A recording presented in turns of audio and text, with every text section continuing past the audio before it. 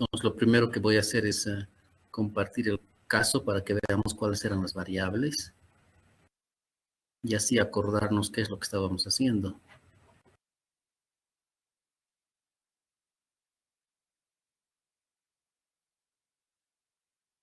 En este momento somos 22 de 50. Poco menos de la mitad. Entonces, simplemente para hacerles recuerdo, este es el caso que titula Caso Las Vegas, así, ok. La banca hipotecaria interesada en determinar las características de los prestatarios, las características de las personas que se prestan, ¿no? Y de los préstamos mismos, ver las características de los préstamos que conducen a mora y en un extremo a un juicio hipotecario. Ok, tenemos 1000 observaciones. La variable clave es la primera, defaulter, sobre si la persona está en mora por más de 90 días o está al día.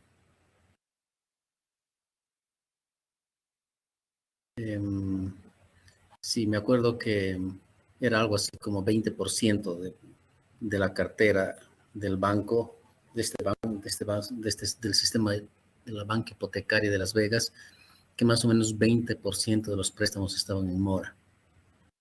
O sea que un 80% están pagando su deuda al día sin ningún problema. Pero 20% es bastante alto. En realidad yo diría que es muy alto. En Bolivia no llegamos a esos niveles de mora. Pasamos de los 5% y ya nos asustamos en Bolivia. O sea que 20% es realmente muy alto. ¿Qué otras variables tenemos? ARM, que es si la tasa es ajustable o si la tasa es fija. La variable REF, sobre si el préstamo fue para refinanciar deuda o fue un préstamo genuinamente para comprar una nueva vivienda. INSUR, sobre si el préstamo cuenta con un seguro hipotecario o no. Todas esas son variables binarias, 1-0. Otras variables que ya no son binarias, las siguientes, LBR, monto del préstamo al valor de la propiedad. Este es un ratio en realidad. Es decir, el ratio del monto del préstamo respecto al valor de la propiedad que la persona tiene, que ha adquirido con el préstamo hipotecario. Ok, eso es. Esa es una variable que no hemos analizado todavía. Rate es la tasa de interés. Amount es el monto del préstamo. Credit es una calificación del crédito. Esa variable no hemos analizado. Term, que es el plazo en años, tampoco hemos analizado esa variable. O sea que hay varias variables que no hemos analizado todavía. Okay, sí, sería bueno que carguemos los datos. Abramos el archivo.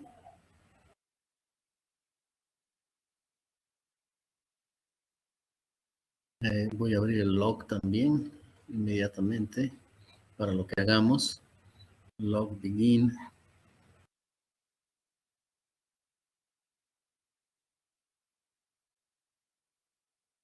Esta va a ser la sesión 14.2.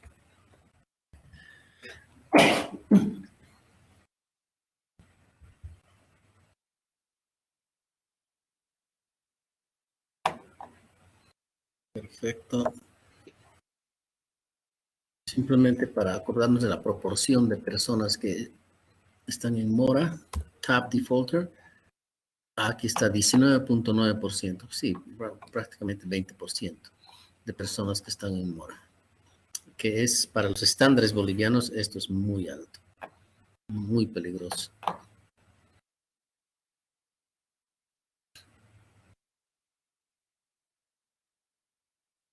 Tal vez por esa razón es que en Las Vegas recolectaron esta información que estamos analizando acá nosotros. Tal vez por esa razón decidieron recolectar toda esta información para ver, para descubrir dónde está fallando, por qué la gente no está pudiendo pagar sus deudas, por qué el porcentaje de mora es tan alto, cuáles son las razones. Esa puede ser la principal razón por la que se generó esta información, se recolectó esta información para estudiar. Bien, así que lo estudiaremos, veamos un caso extremo, ¿no? Este es un caso verdaderamente extremo. Aquí tengo voy a simplemente regresar aquí a plenaria. Ok, ahora somos 29 de 50. Aquí tengo los logs de los días anteriores que habíamos hecho, además de descubrir que 20% está en mora. Analizamos la variable monto. ¿Y qué encontramos?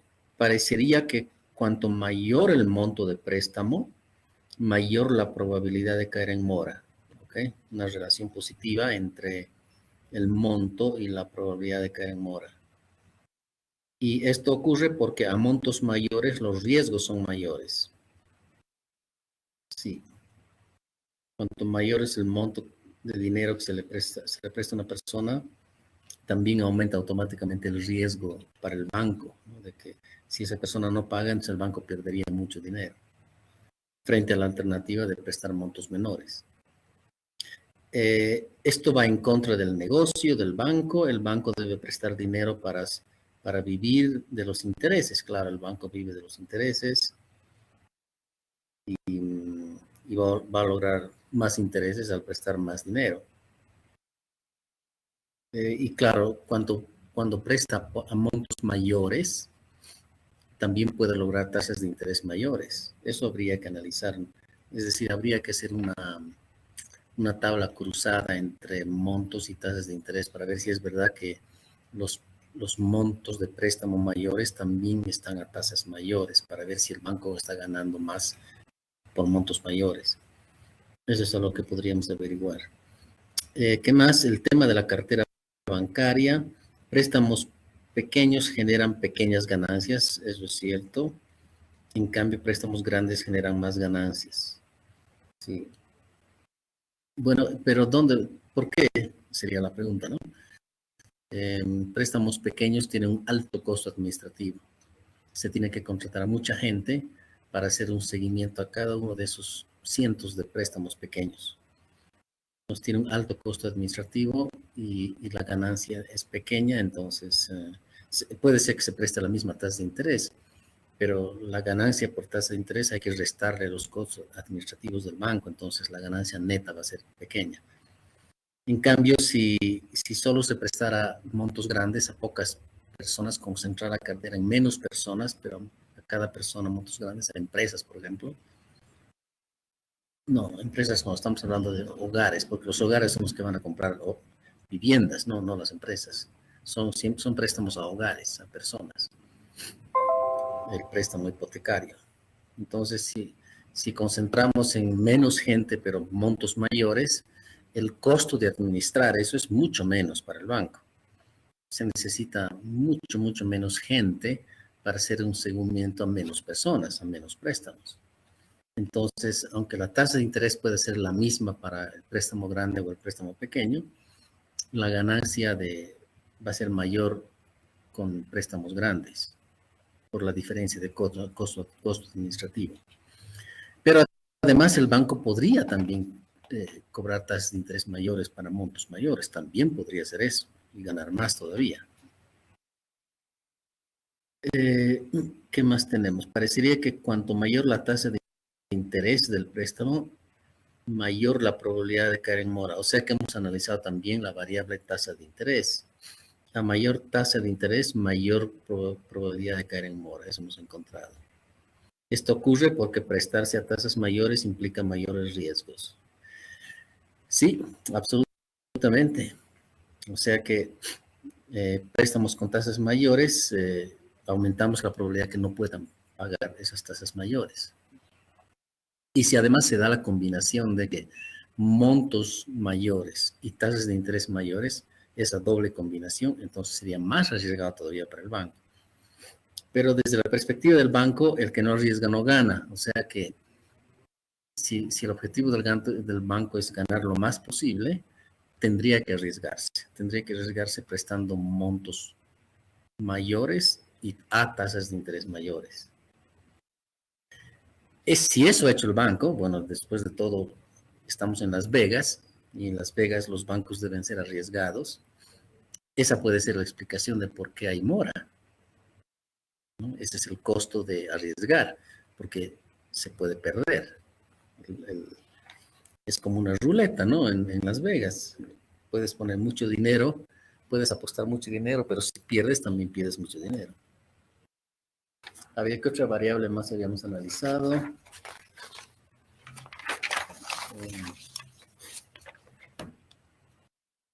Tasa, tipo de tasa. Si la tasa fue flexible o ajustable. Tasa fija, bueno, tasa fija o tasa flexible, ese fue el tema. Y encontramos que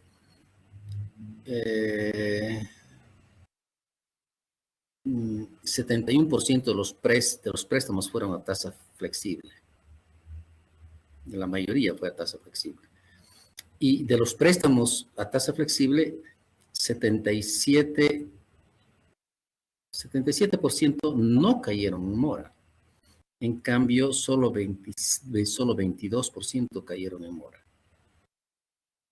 De los préstamos a tasa fija, 85% no cayeron en mora. Solo 14% cayeron en mora. Entonces, parecería que la tasa de mora es mayor la tasa de mora cuando las personas se prestan a tasa flexible comparado con tasa fija. Correcto. O sea, los que se prestaron, ¿qué porcentaje cayó en mora de los que se prestaron a flexible? 22%. ¿Qué porcentaje cayó en mora de los que se prestaron a tasa fija? 14%. Entonces, conclusión, 22 mayor a 14, por lo tanto, los que se prestan a tasa flexible es más probable que caigan en mora que los que se prestan a tasa fija. Que nuevamente es un tema de riesgo. Las personas que se prestan a tasa flexible se están arriesgando porque están aceptando que su tasa de interés varía de acuerdo a las fluctuaciones del libre mercado. Hay meses o hay años que las tasas de interés van a ser más altas, hay años que las tasas de interés van a ser más bajas. Cuando las tasas de interés son más altas, tienen que pagar un préstamo más caro. Cuando las tasas de interés son más bajas, les pueden estar pagando un préstamo mucho más barato que los demás, porque los precios de mercado pueden estar muy bajos. Entonces, más bien les sale mucho más barato. Entonces, a veces ganan, a veces pierden, y en neto puede ser que ganen en neto o puede ser que pierdan en neto. Pero de hecho, es interesante que mucha gente decide prestarse a tasa flexible porque es arriesgado. Puedes ganar o puedes perder. En cambio, los de tasa fija serían personas que no se arriesgan. Aceptan una tasa fija desde un principio y esa tasa se mantiene fija hasta el final de los 20 años que tienen que pagar, que tienen que amortizar su casa, y no varía. Entonces, como hay menos riesgos, como ya conocen cuánto es lo que tienen que pagar, entonces pueden planificar mejor y cumplir con el préstamo. Perfecto, es otro tema que tiene que ver con riesgo. ¿Qué más dice? El banco puede diversificar su riesgo bajando el monto de los préstamos, prestando a tasas de interés menores y prestando a tasa fija, sabiendo que ganaría menos. Ya, es interesante. O sea que en este texto que había escrito en una de las sesiones, estoy mezclando 3 variables, ¿no? La variable monto, la variable tasa de interés y la variable tasa de interés fija, tasa fija. O sea que si el banco realmente quiere disminuir sus riesgos, podría más bien prestar montos menores. Eso significa trabajar con más gente, diversificar sus préstamos a más gente en vez de concentrar en pocas personas, más bien ampliar sus créditos a más gente, pero a montos menores. Prestar a tasas de interés menores, ya eso puede justamente atraer personas que no pueden pagar tasas mayores, sino para atraer a personas que podrían prestarse a tasas menores, se las puede atraer bajándoles la tasa de interés. Pero se les da montos menores también. Y además se les da tasa fija para no obligarlos a jugar ruleta, ¿no? Se les da tasa fija para que planifiquen su actividad, su deuda, el pago de su deuda. Entonces, esa puede ser una estrategia del banco, ¿no? Esa puede ser una estrategia. Este sería un banco que quiere llegar al pueblo, digamos, ¿no? Este es un banco que quiere llegar al pueblo. Entonces, está dispuesto a asumir costos administrativos muy altos, porque va a tener que contratar mucha gente para administrar cientos de pequeñitos préstamos, ¿no? Va a tener un costo administrativo alto, pero su ganancia va a ser baja porque son montos pequeños, tasas de interés bajas, tasas fijas. O sea, el banco realmente está disminuyendo su riesgo.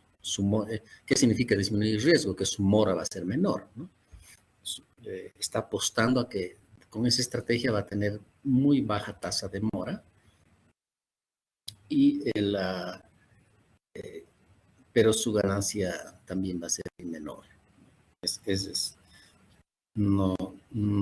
banco no va a tardar muchos años en crecer.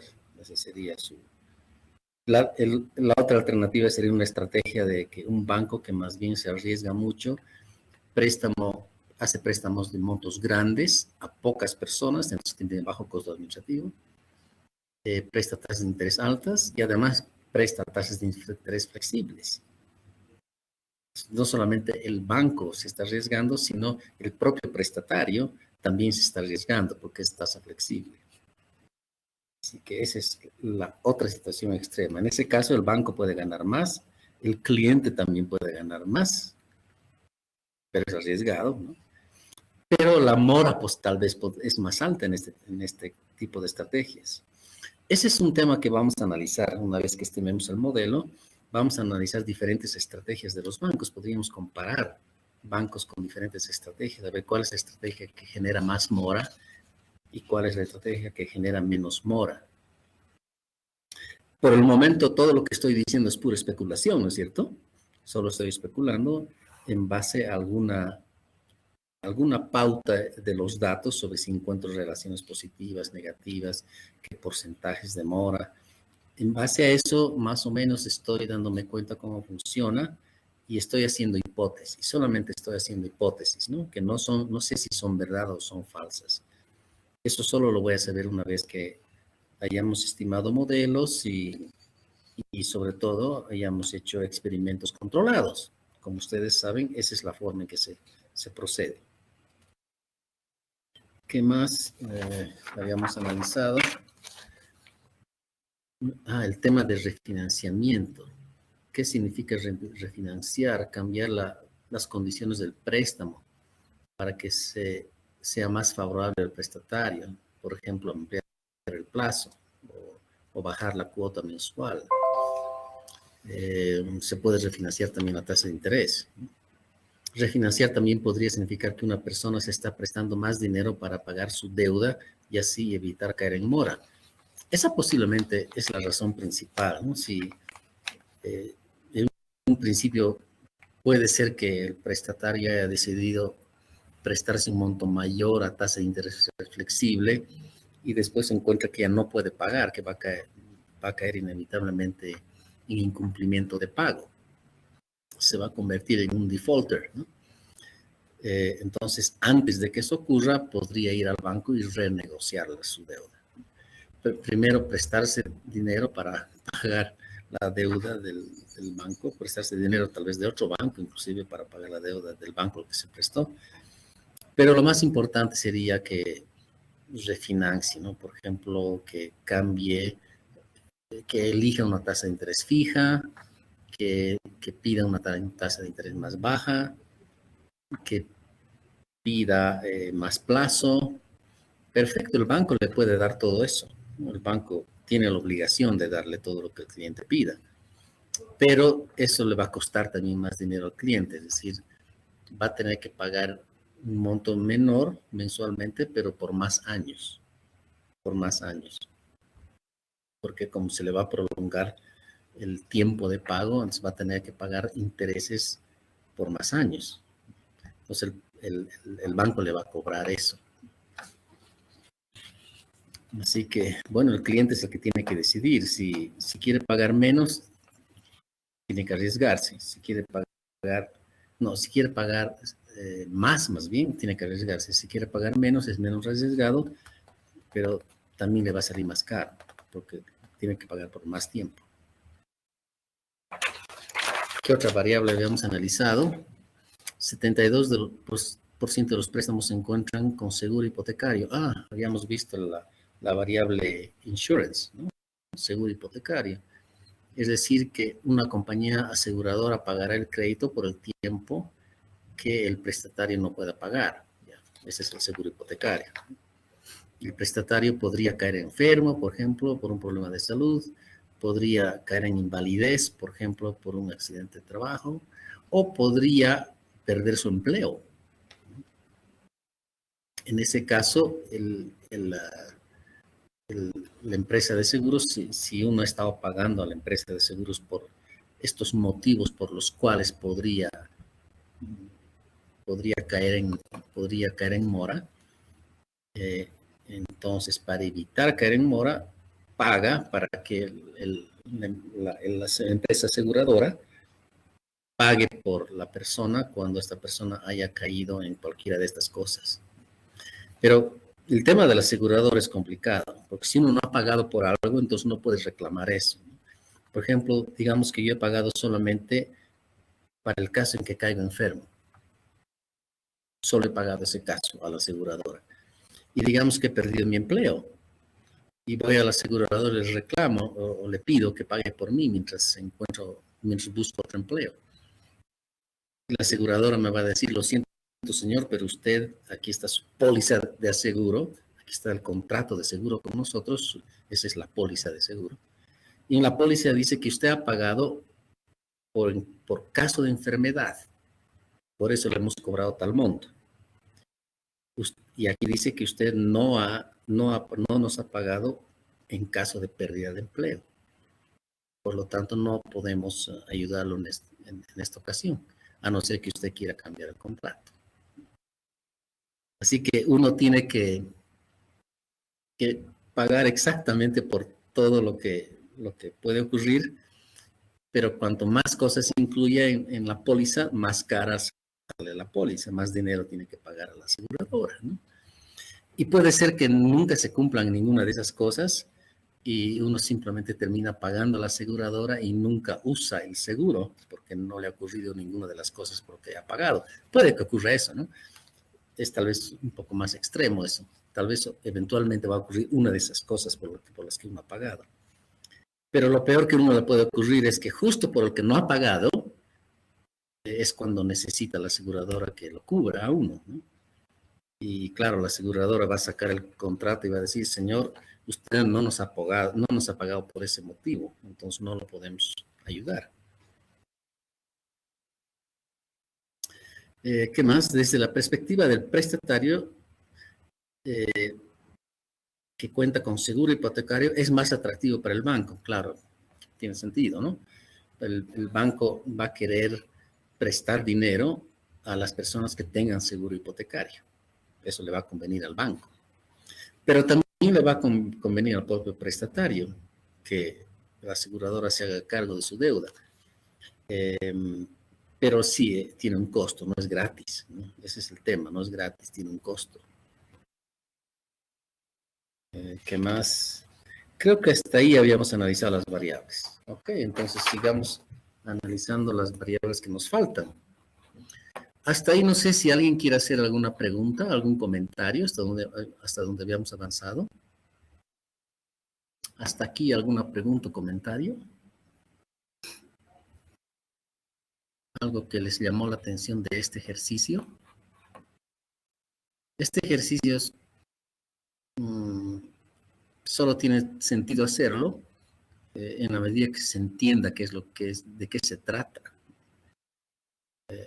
estimar modelos, como ustedes ya saben, es apretar unos cuantos botones en Stata y estima modelos, ¿no? Y Stata les va a estimar modelos. O sea, estimar modelos propiamente es una tarea bastante mecánica, automática. Se puede hasta automatizar, ¿no?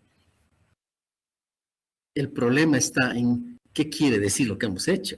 Ese es el tema.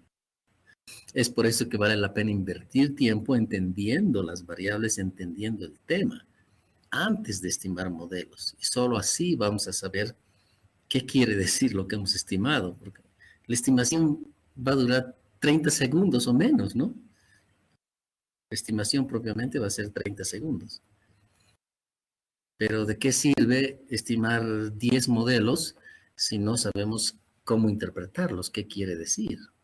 Y menos todavía hacer experimentos controlados, que esa es la parte más importante, poder hacer experimentos controlados para descubrir verdades, ¿no?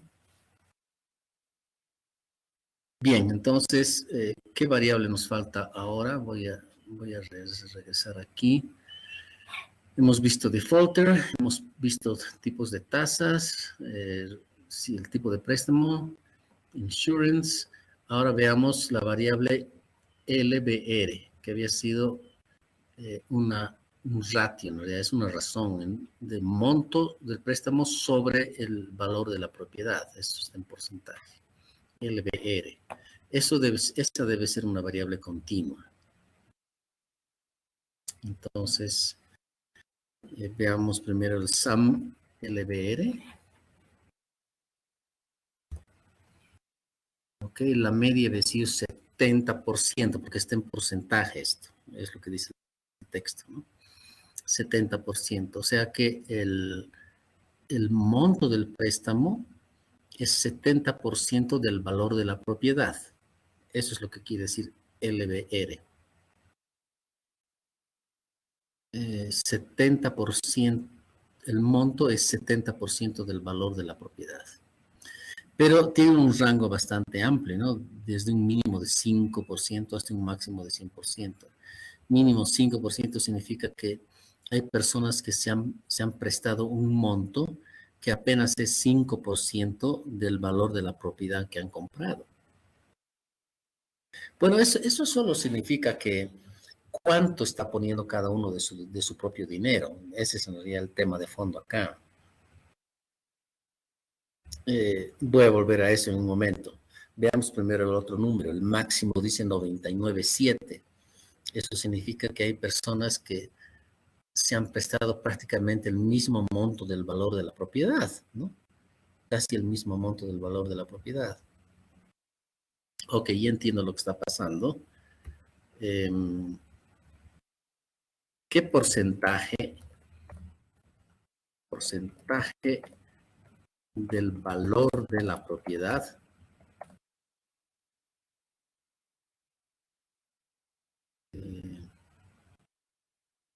es mi préstamo?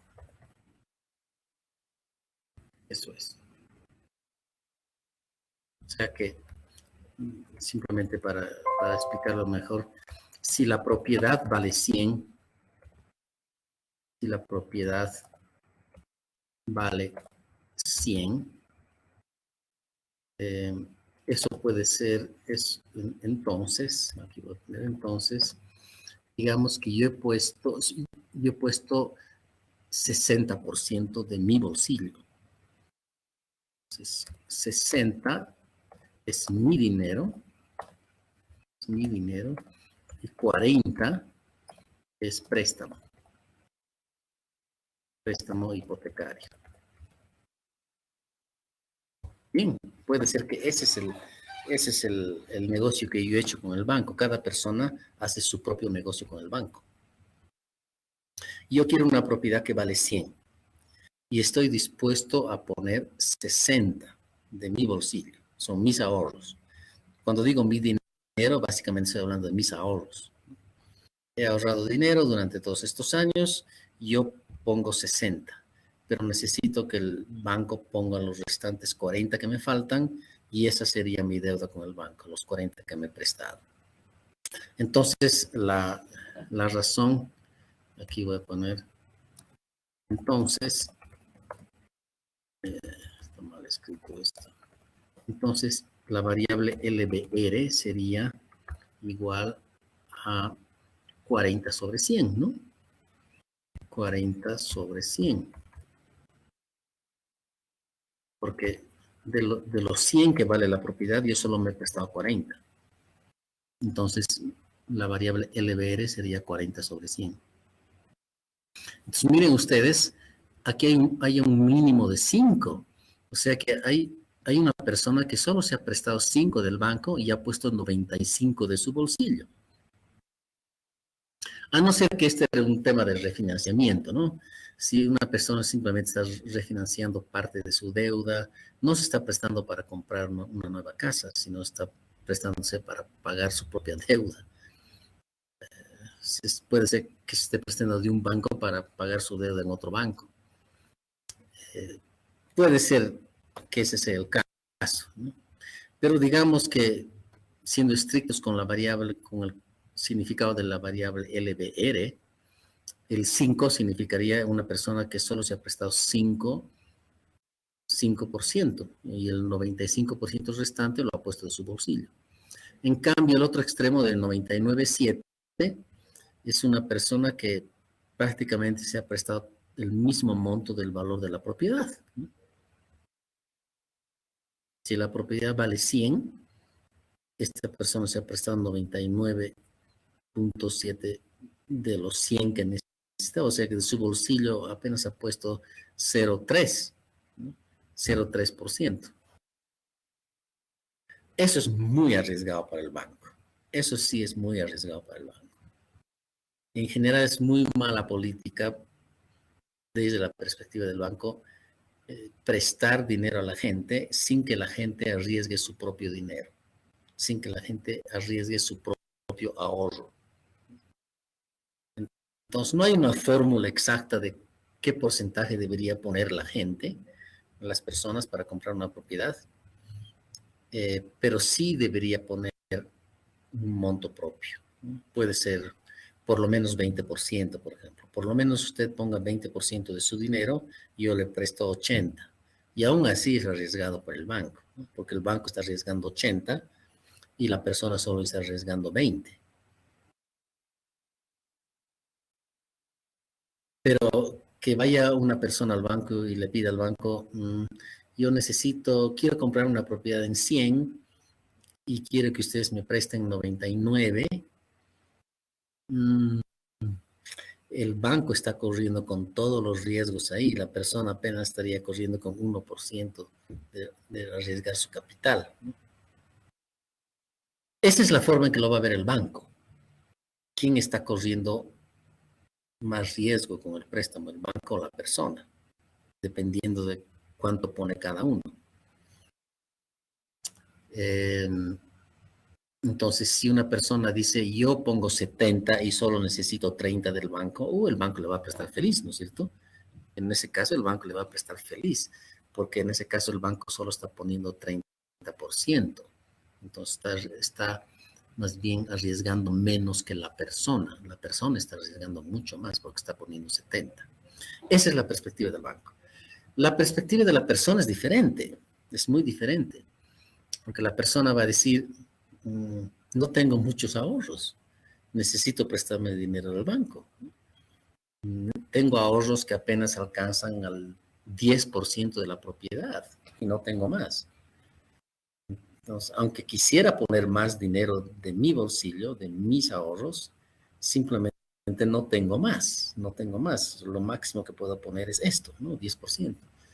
Entonces, necesito que el banco me preste 90 para que yo pueda tener una propiedad, una vivienda propia, ¿no? Para que yo pueda tener una vivienda propia, necesito que me pueda prestar el 90% y yo solo poner 10 porque no tengo más. Es todo lo que podía ahorrar en años de trabajo. Es arriesgado eso para el banco porque le está pidiendo, la persona le está pidiendo al banco que arriesgue la mayor parte del capital de la compra de la vivienda. Y claro, la persona se compromete con el banco y le promete al banco que no va a fallar en hacer los pagos mensuales al banco por el préstamo, ¿no? Y se compromete a no fallar y pagar a tiempo y siempre estar, cumplir con el banco, porque gracias al banco va a tener casa propia, ¿no? Gracias al banco voy a tener casa propia, voy a vivir feliz, entonces voy a hacer lo que sea con tal de pagar mi deuda con el banco. Eso es lo que va a decir la persona. Esa es una forma de ver el tema. Otra forma podría ser, no quiero pagar intereses por 20 años o 25 años. Cuanto más ponga el banco por mí, más tiempo voy a tener que pagar la deuda y pagar intereses por muchos años más. Al final voy a terminar trabajando para el banco. Si el banco me presta 80 o 90%, voy a existir básicamente para el banco. Esa es otra forma de verlo. Entonces, como no quiero existir y vivir solamente para el banco, no quiero que el banco me preste mucho dinero, solo quiero que me preste lo estrictamente necesario. Necesito que el banco solo me preste 40%, perfecto, porque así solo le voy a deber 40% al banco.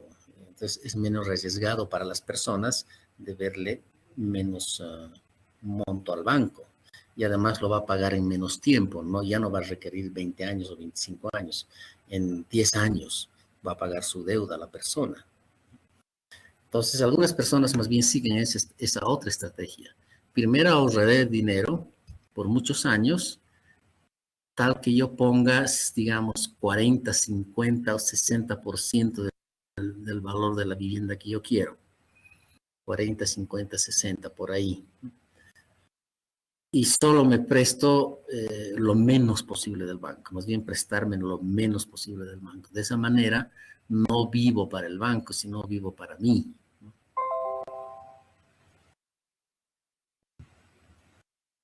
¿Qué les parece esas estrategias? Tal vez hay otras estrategias que uno puede pensar, ¿no?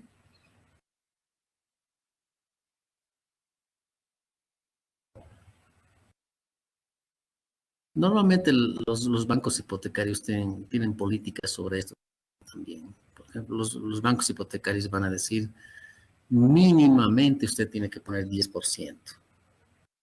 Esos son los más arriesgados. Los menos arriesgados van a decir, mínimamente usted tiene que poner 20%.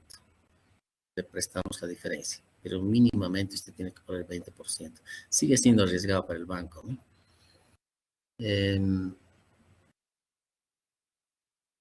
Pero eso le conviene también al banco, es decir, es más arriesgado para el banco prestarle más dinero a una persona, pero también sabe que va a ganar más dinero con esa persona porque la va a tener durante 20, 25 años pagándole intereses, ¿no? El banco va a hacer más dinero al prestarle más dinero y por más tiempo a una persona. O sea, el banco atrapa a la persona de esa manera.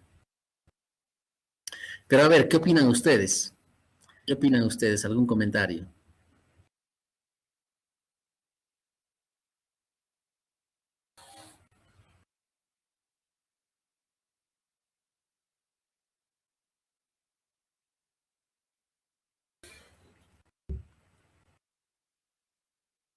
¿O qué harían ustedes? ¿Qué proporción se prestarían si tuvieran que hacerlo? Estamos hablando de comprar tu propia vivienda, ¿no? Tu propia casa o departamento, ¿no? No tiene que ser casa. Hoy en día, en el mundo actual, es departamentos. Entonces,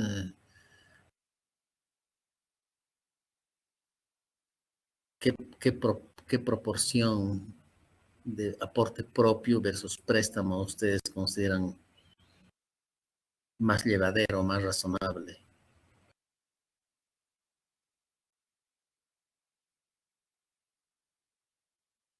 ¿Algún comentario?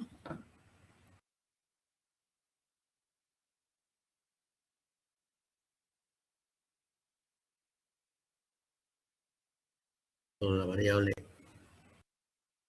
¿cómo se llama? LBR. ¿Qué opinas, Daniel?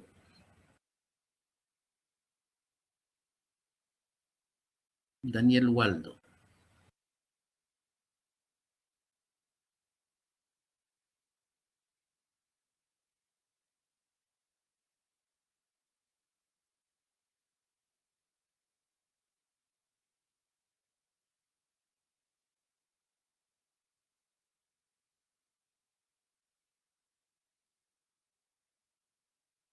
¿Qué opinas tú, Abigail? Abigail Hinojosa.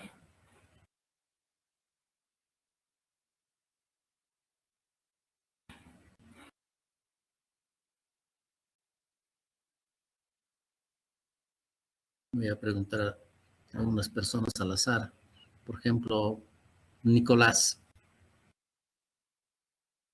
Nicolás Stefano. Ahí he escrito algo. Podría ser un 30-35% como máximo en mi caso. Es decir, ¿te refieres a tu aporte propio o ese 30-35 sería el aporte del banco? ¿A cuál de los dos te refieres?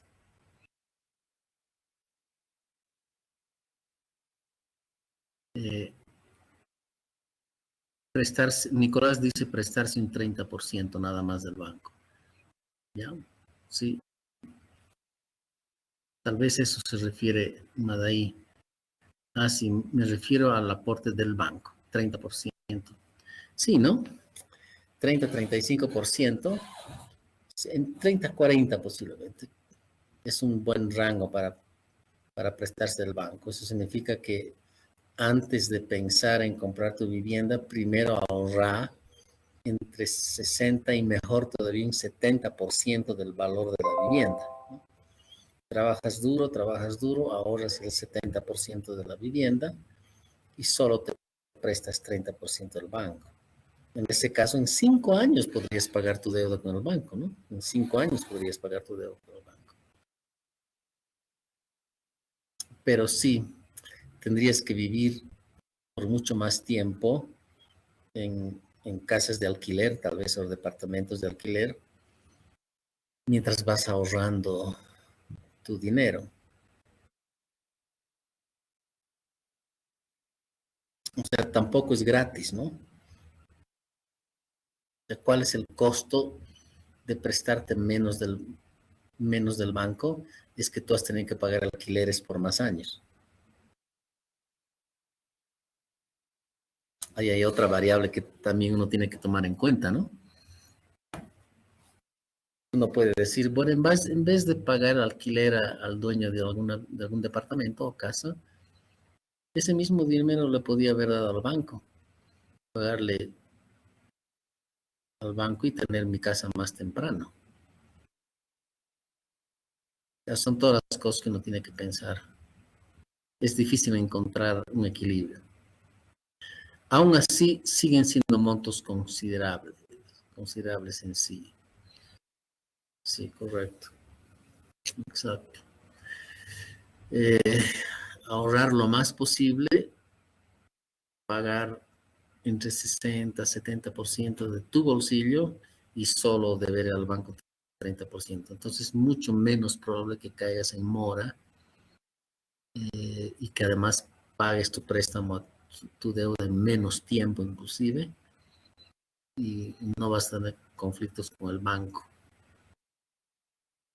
El banco también, el banco va a estar feliz de prestarte si solo le pides 30% o 35%, ¿no?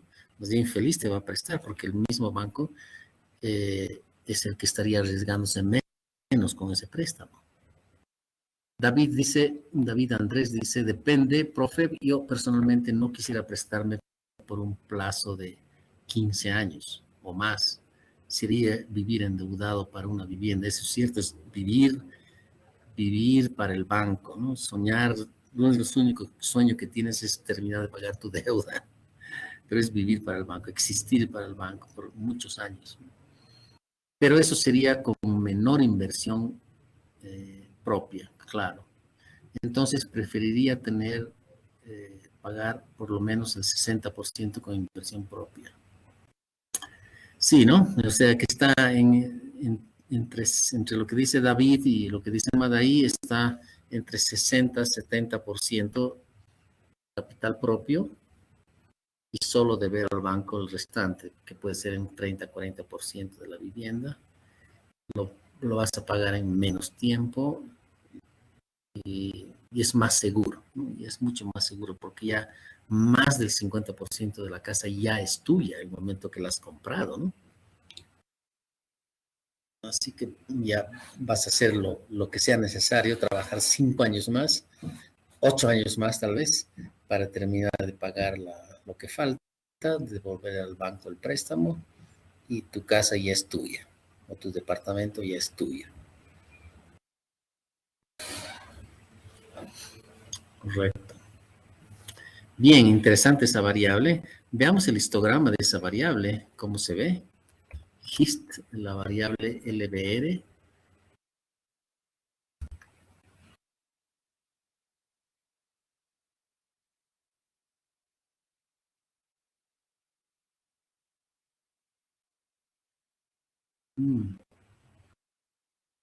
Interesante, esto bastante amontonado, alrededor de 80%, ¿no?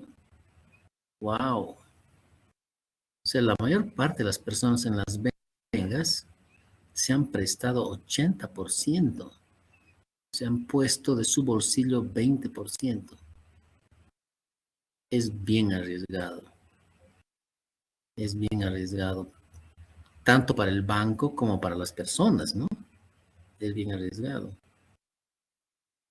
Claro, el tema está en que cuando una persona ha puesto poco dinero, digamos solo 10% o 15% del valor de la propiedad, y 5 años más tarde dice, no, mmm, ya no quiero, ya no quiero, ¿no?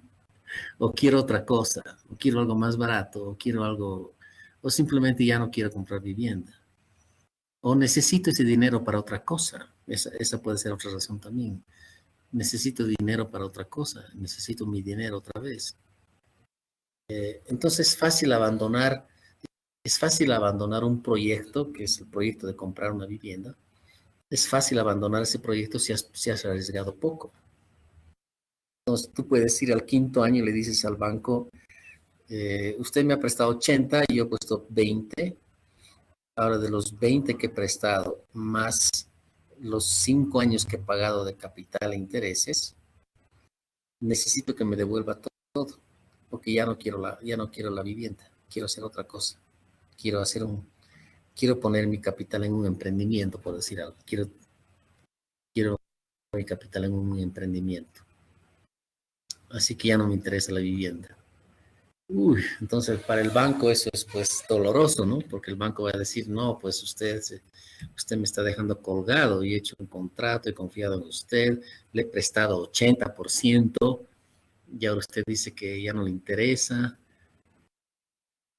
¿no? Entonces el banco se siente frustrado. Eso no quiere decir que no les va a devolver el dinero si le piden, sí lo va a hacer, ¿no? Porque ustedes le van a decir al banco, ya no voy a pagar más, ya no voy a seguir amortizando la deuda, porque quiero poner todo mi capital al emprendimiento que quiero hacer. Bueno, en ese caso el banco les va a tener que devolverles el dinero, cobrar sus intereses hasta donde ha funcionado el contrato, porque el banco no va a perder dinero, ¿no?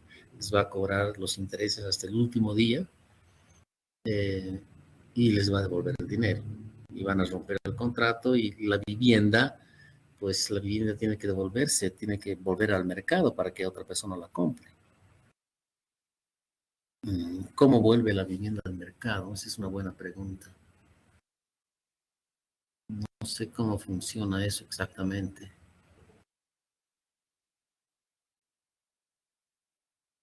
Porque no creo que sea el banco el que se haga cargo de tener que revender la vivienda. Tendría que ser a través de de una empresa que vende casas o departamentos, que se haga el préstamo. Sí, posiblemente se requiere algún otro intermediario en caso que esto suceda, en caso que una persona diga, ya no quiero seguir pagando esta deuda. Quiero hacer otra cosa con mi dinero, ¿no? En este gráfico hay también personas que solo se han prestado 20%. Hay una barra muy alta, justo en 20%, ¿no? La actitud de esas personas es muy diferente, porque significa que ellos han puesto 80% del valor de la vivienda de su bolsillo. Esas personas que ya han puesto 80% difícilmente van a abandonar ese contrato. Eso le conviene al banco. Justamente por eso le conviene al banco personas que están poniendo un porcentaje mayor de su bolsillo, porque ya son más serias, es más seguro el negocio, es más seguro que va a pagar hasta que compre la totalidad de la vivienda. Bueno, son temas a tomar en cuenta, ¿no? Para saber a quién le presto dinero y a quién no le presto dinero. Entonces, mi opinión sería prestar dinero a las personas que, como política del banco, ¿no? Prestar dinero a las personas que ponen más capital propio y evitar prestar a las personas que ponen menos capital propio. Pero miren ustedes lo que ha ocurrido en la realidad. En la realidad, los bancos en Las Vegas han prestado dinero a personas que han puesto poco capital, ¿no? Porque aquí está la barra más alta, es 80-20. Entonces, esa puede ser la razón por la que las personas han caído en mora, porque está, como el banco es el que corre más riesgos, no yo.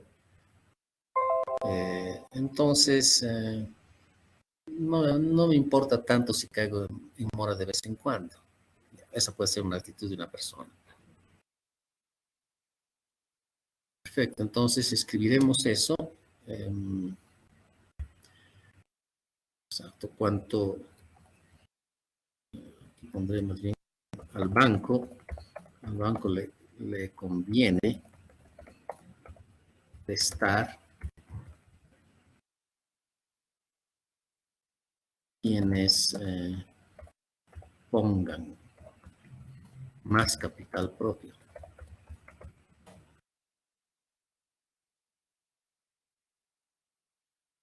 Así corre menos riesgos.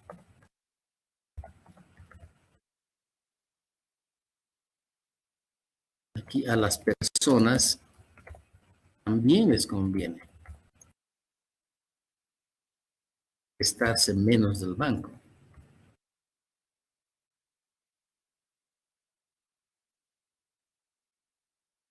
Sí, podrían estar endeudados, sí podrían vivir más bien, vivir endeudados por menos tiempo. A nadie le gusta vivir, existir, respirar para el banco, ¿no?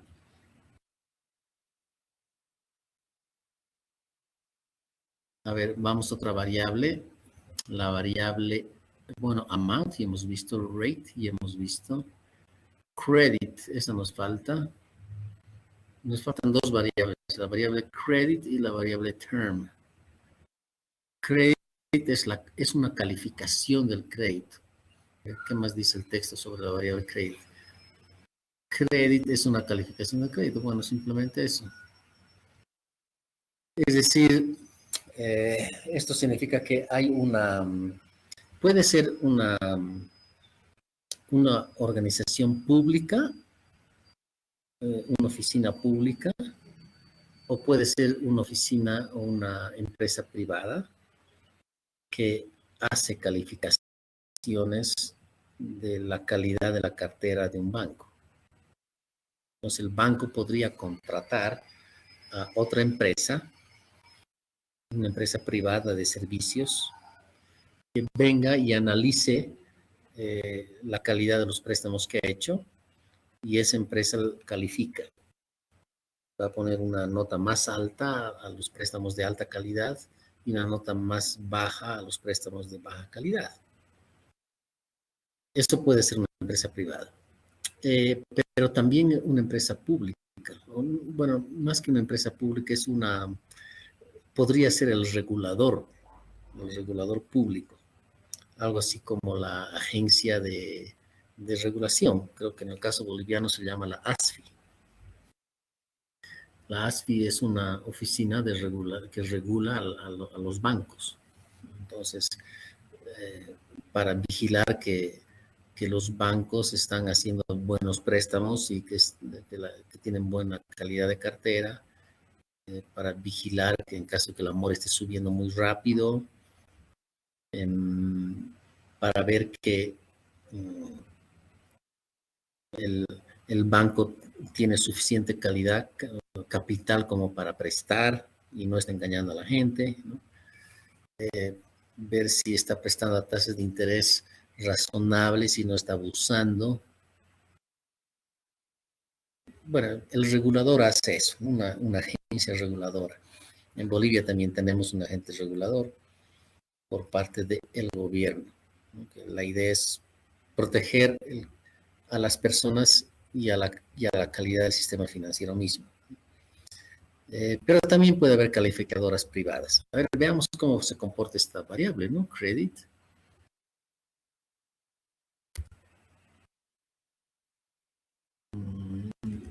Quiero ver el histograma primero de la variable credit. Vaya, una muy buena distribución aproximadamente normal, ¿no? O sea que esta puede ser organización público-privada, como les digo, pero hay una calificación a cada uno de los préstamos que varía entre 400 a 800. O sea, 800 debe ser un préstamo de alta calidad y 400 debe ser un préstamo de baja calidad. O sea, una calificación alta debe ser menos arriesgada y una calificación baja debe ser más arriesgada. Y la calificación en promedio está entre 600, 650, ¿no? Más o menos. Parece que la calificación promedio está por ahí. Ya si hacemos un sum credit, la calificación va de el préstamo peor calificado es 445 y el préstamo mejor calificado es 809. O sea, en ese rango están variando las calificaciones que hace un externo. La media está en 622. O sea, lo importante aquí es que es un externo el que viene al banco y evalúa la calidad de la cartera. Entonces, eso voy a anotar aquí. Un externo. Bueno, una organización externa. Una organización externa. Que puede ser privada o pública. O ambos, ¿no? Puede ser una organización privada o pública. Califica la calidad de la cartera de préstamos, ¿no? Que ha hecho un banco. Califica la calidad de la cartera de los bancos hipotecarios. Claro que esta organización externa tiene que tener los permisos para realizar esta tarea. Tiene que tener el reconocimiento, el reconocimiento del sistema financiero. Los bancos privados tienen que tener el reconocimiento del gobierno de que es una oficina seria, ¿no? De que es una oficina seria. Y por lo tanto, los bancos puedan contratar a alguien que tiene el permiso de hacer ese trabajo. Entonces, una organización externa califica la calidad de la cartera de los bancos hipotecarios. Y de hecho, califica préstamo por préstamo. Préstamo por préstamo. Analiza cada uno de los préstamos por cuánto tiempo, a qué tasa de interés, qué monto, qué ratio entre aporte propio respecto al valor de la propiedad, un monto de préstamos respecto al valor de la propiedad, si fue tasa de interés fijo flexible, es decir, toma en cuenta todas estas estas variables y califica. Califica bajo o califica alto o califica intermedio. De eso se trata. Y veamos el último más, la variable term, que es plazo. Entonces,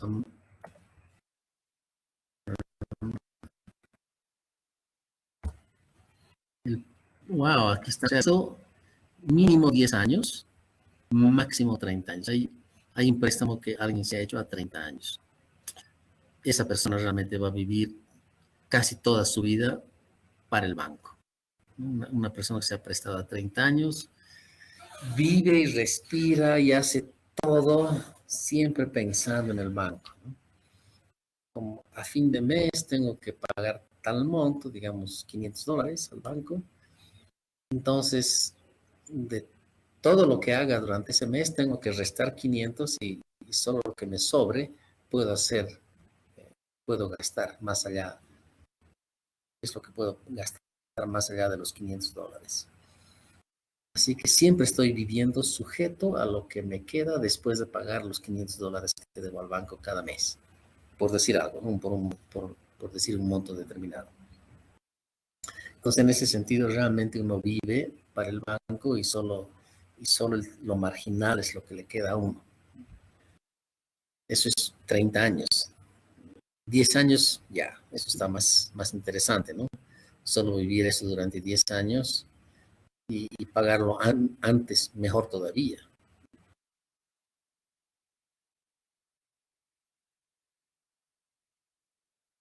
Y en promedio, esto es absolutamente sorprendente.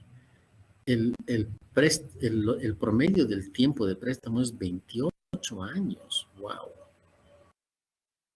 O sea que eso significa que la gente se está prestando en términos de proporción, debe estar poniendo bajo aporte propio, ¿no? Y alta proporción de préstamo de las viviendas que están comprando. Y por esa razón es que tienen que prestarse a tantos años. ¡Wow! O sea, tiempo promedio préstamo es 28 años. O sea que viven para pagar la deuda.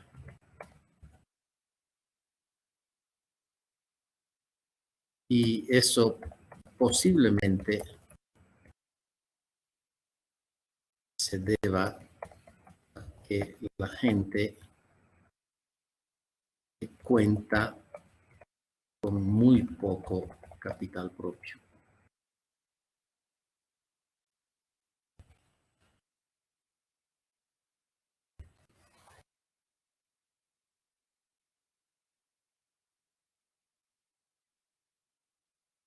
Bien, ¿quisieran hacer algún comentario sobre estas dos nuevas variables? La variable plazo, que a mí me ha sorprendido el tiempo promedio que había sido tan alto. Y la otra variable era credit, que se refiere a una calificadora, una empresa calificadora de riesgos. Puede ser una empresa privada o pública, pero siempre es una organización externa. Más o menos como lo que tienen las empresas, todas las empresas contratan a externos para que les hagan una evaluación de sus estados financieros. Entonces, hay empresas en el mercado que se especializan en evaluar la calidad de los estados financieros de una empresa. Y las empresas contratan a esas organizaciones externas para que vayan a la empresa, vean su contabilidad con todo detalle y les digan la verdad, ¿no? Y les digan la verdad, señor, usted está manejando mal su empresa, ¿no? Porque estos calculan una serie de ratios y les van explicando a los gerentes, ¿no? Que está demasiado alto, está demasiado bajo, esto está demasiado concentrado, aquí hay demasiados riesgos. Entonces, esa organización externa hace un análisis profundo de las finanzas de una empresa y les dicen, hacen un reporte, un informe, un auditor, eso es, una empresa auditora. Y al final, la empresa auditora le dice al gerente de la empresa todos los problemas financieros que tiene su empresa, para que el gerente vaya arreglando todo eso y vaya mejorando la posición financiera de la empresa. Y eso es muy bueno para el gerente, ¿no? El gerente está dispuesto a pagar a una empresa auditora para que les diga cuáles son los problemas financieros que tiene su empresa. Porque a veces el gerente ve lo más superficial, ¿no? Ve si los ingresos cubren los gastos y nada más. Pero pueden estar ocurriendo muchas otras cosas más en la administración financiera. Sobre todo si es una empresa grande que tiene muchas actividades y tiene está muy conectada a empresas hacia adelante como hacia atrás. Y puede ser que se hayan generado algunos cuellos de botella que están afectando a las finanzas de toda la empresa y el gerente no logra visibilizar eso, ¿no? Entonces, a veces un externo puede venir y decir, no, aquí hay un problema que se le puede hacer más grande si no lo corrige ahora.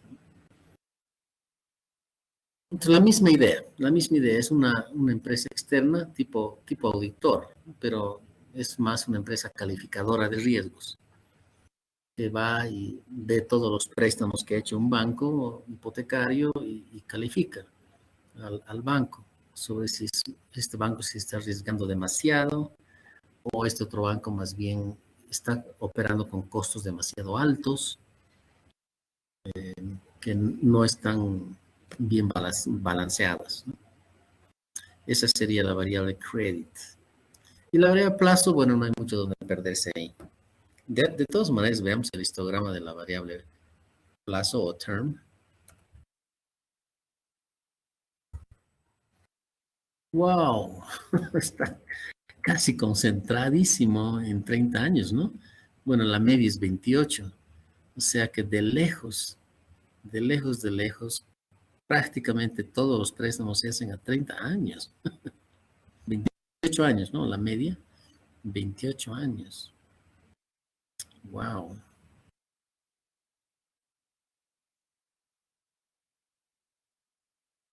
Bueno, esos son los bancos hipotecarios, ¿no?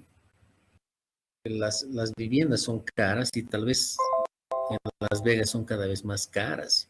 Entonces, la gente no le queda otra alternativa que prestarse la mayor parte del capital que necesita del banco y poner muy poco de su propio bolsillo. Bien, entonces, más bien, siguiendo en nuestro análisis exploratorio, ¿qué cruces les gustaría hacer? ¿Qué cruces les gustaría hacer? Ya que hemos analizado cada una de las variables. Ahora veamos qué cruces les gustaría hacer.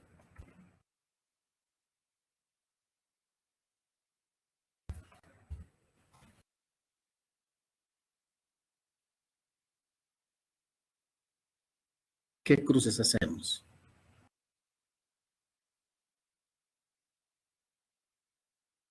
Amount con term. A ver, eso está interesante. A ver, veamos qué sale de lo que dice Carla Fabiana. Amount, eso es una variable continua.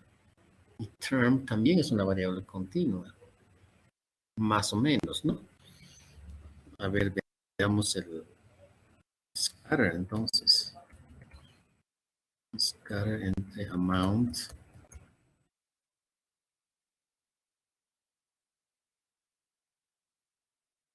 Amount y term.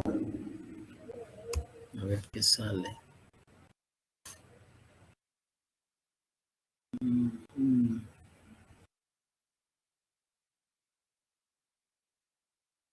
Sí, bueno, como los préstamos están muy concentrados en 28 a 30 años, es casi independiente del monto, ¿no? No importa si la gente se presta poco o mucho, igual se prestan a 30 años. Eso es lo que estoy entendiendo. Tal vez podamos verlo mejor si hacemos una tabla. Vamos a ver cómo sería. Tab. Amount. If term equals, digamos, 20 años.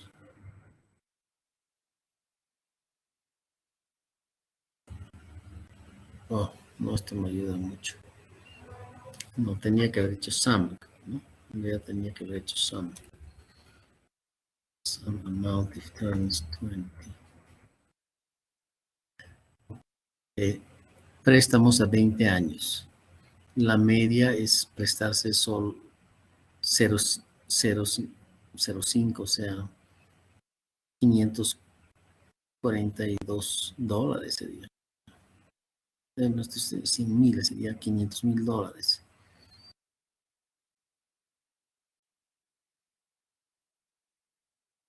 A ver, veamos otro. Sum amount if term is solo 10. ¿Qué montos se presta la gente a solo 10 años? Apenas 100,000. A 20 años, 500,000. Y a 30 años,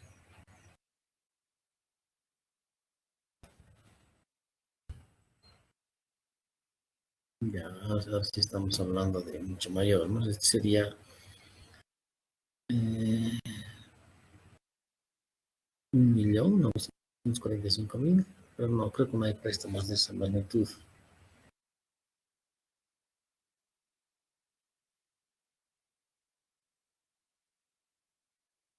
Sí, en realidad es 1,000,000. O sea que lo que está pasando es que los montos mayores están asociados con tiempos mayores de préstamo.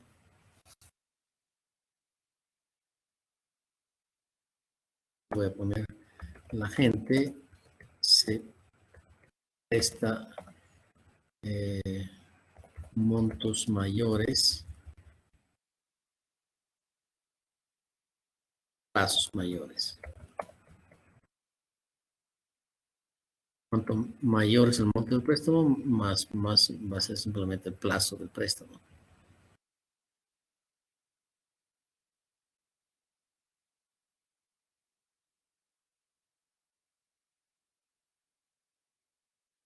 Bueno, es lo que podemos aprender de ese cruce. ¿Qué otro cruce les gustaría hacer?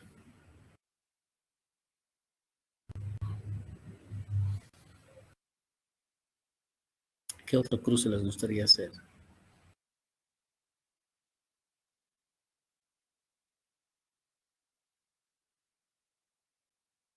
No hemos visto, así hemos visto el histograma de la calificación, estaba por 600, ¿no?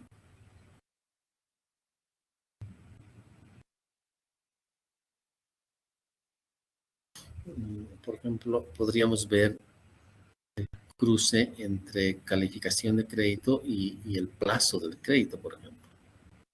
Esa podría ser una opción. A ver cómo están calificando los créditos de más plazo. Podría ser some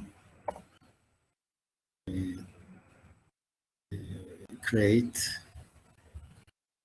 tienen if term 10 años.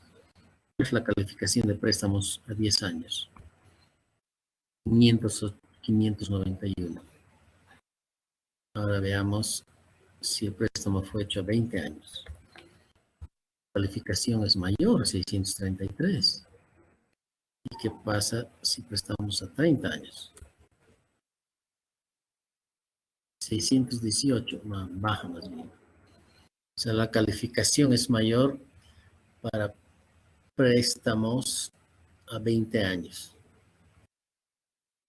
Ese puede ser el criterio de la organización externa. Préstamos a 20 años es un tiempo razonable.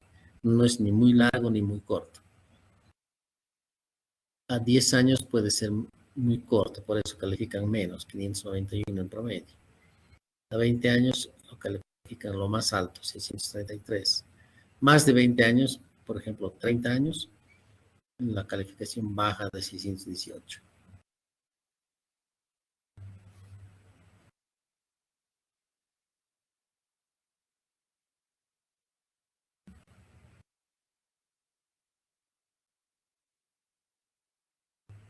Madai dice amount credit. A ver, veamos. Amount credit.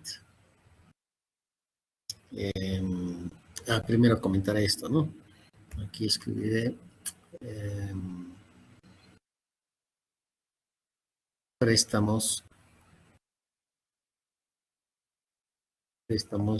a 20 años son mejor calificados.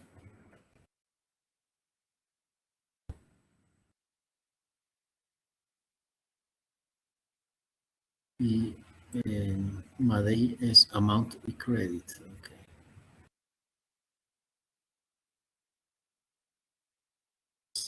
Amount. No, pues podemos hacer un scatter en este caso, yo creo, ¿no? Scatter entre amount y credit. A ver qué sale. Wow. No está muy visible la tendencia. Tenemos que poner una línea de scatter para ver por dónde está la relación. Nos pondremos aquí 2 barras. ¿Cómo es? Line, ¿no? ¿Cómo se escribe? Ya me he olvidado. Fit line.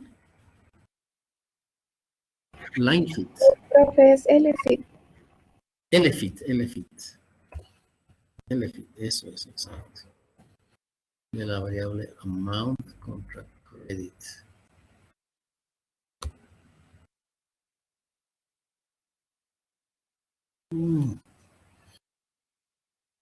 Esto está sugiriendo que casi no hay relación. No hay relación entre el monto del préstamo con la calificación. O sea que la calificadora no le da mucha importancia al monto.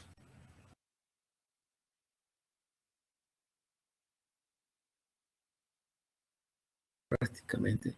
Hay como una leve relación negativa, pero es tan leve que es lo que más se ve es que casi no hay relación directamente.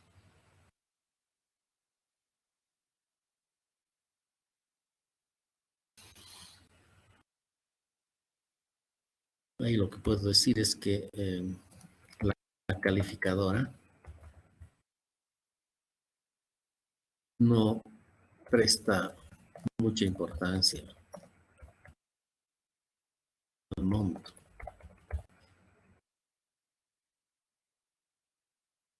Bueno, tal vez no presta mucha importancia al monto solo, si vemos la variable monto aislada, ¿no? Pero sí puede darle más importancia asociada a alguna de las otras variables. A ver, por ejemplo, yo esperaría que la calificadora califique más a los que tienen seguro hipotecario frente a los que no tienen seguro hipotecario. Ahí está. Veamos. Veamos si funciona esa idea. Entonces tendría que escribir some credit if insure es igual 0, es decir, préstamos sin seguro hipotecario, ¿qué calificación tiene? En promedio 626. ¿Okay? Y ahora, ¿qué pasa si sí tiene seguro hipotecario? Insur igual a 1, ¿no? 620 es menos en promedio. Esto está al revés.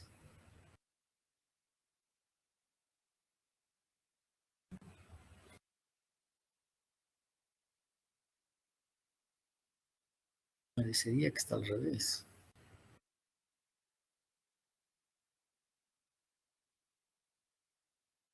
Pero en todo caso la diferencia es muy, muy pequeña, 6,26 a 20, es decir, otra vez como si fuera una línea recta, ¿no? Una línea plana. O sea, casi no existe relación entre la calificación del crédito y si el prestatario tiene o no tiene seguro hipotecario. Casi no hay diferencia. ¿Dónde podríamos encontrar diferencias? En el monto hemos visto que no hay mucha diferencia tampoco.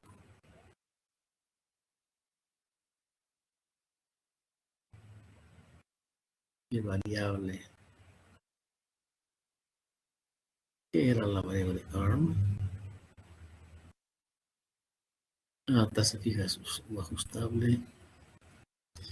REF, si es para refinanciamiento para vivienda. LBR. Veamos LBR. El monto de préstamo sobre el valor de la propiedad. Eso analicemos. Aquí primero comentaré. Así no hay diferencia. Entonces, así no hay relación. Ahora veamos el caso de Imos Credit con LBR. No, yo creo que vamos a hacer Scatter aquí. Scatter entre Credit, LBR. Pongámosle LFIT.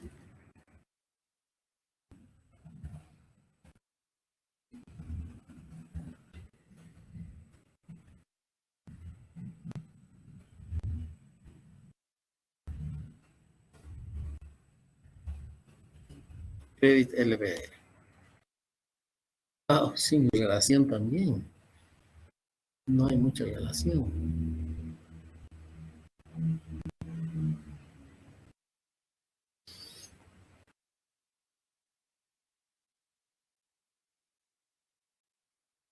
La calificación prácticamente es la misma, independiente de que si la persona o el banco han puesto más dinero.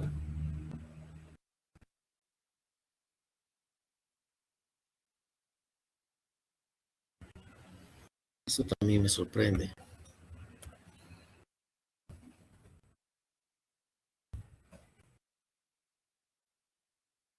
Prácticamente no hay relación entre Credit y LBR.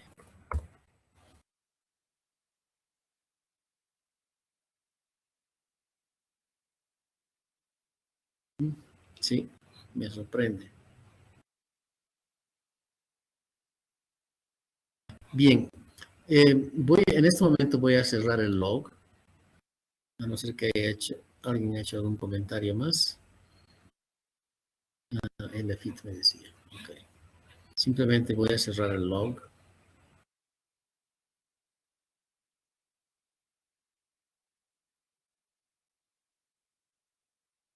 Y más bien pedirles a ustedes que experimenten con los datos, esta vez cruzando, a ver si pueden descubrir algo antes de empezar a hacer modelos, ¿no? Si pueden descubrir algunas relaciones. Lo que trato de decir es que intenten establecer hipótesis de trabajo. Entonces, sigan explorando ustedes, usando variables y desarrollando hipótesis.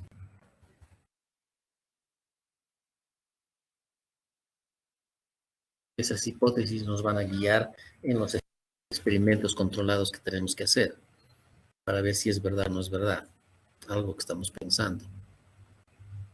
Entonces, por ejemplo, algunas cosas que me sorprenden, la calificación no le da mucha importancia al monto, no le da mucha importancia al ratio de capital propio frente al valor de la propiedad.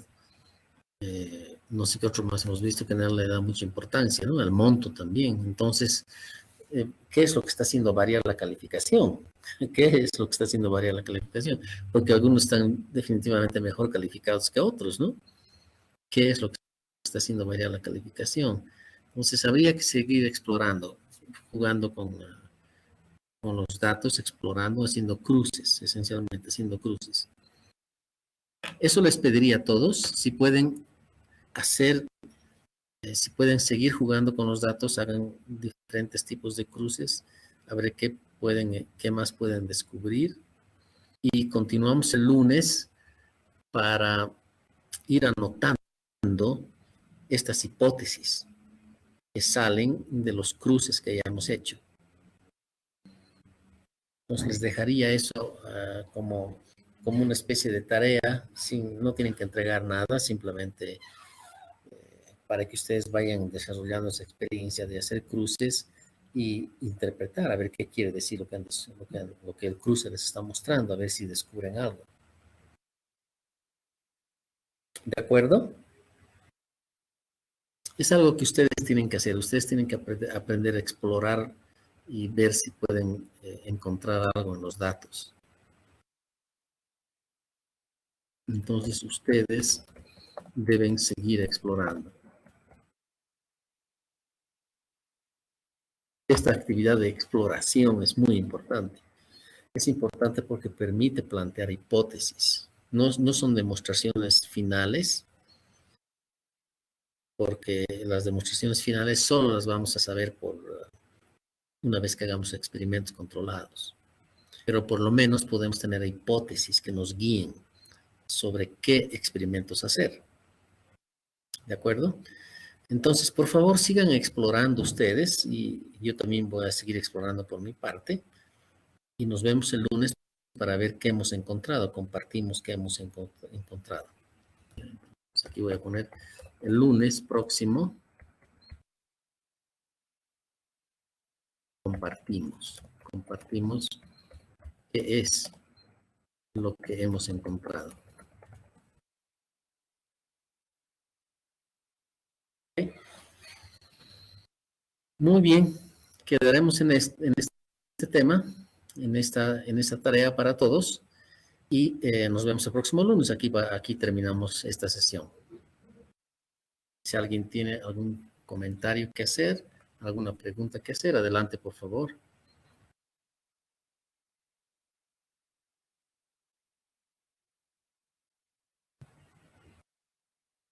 Bueno, simplemente pararemos aquí la clase y nos vemos el próximo sábado.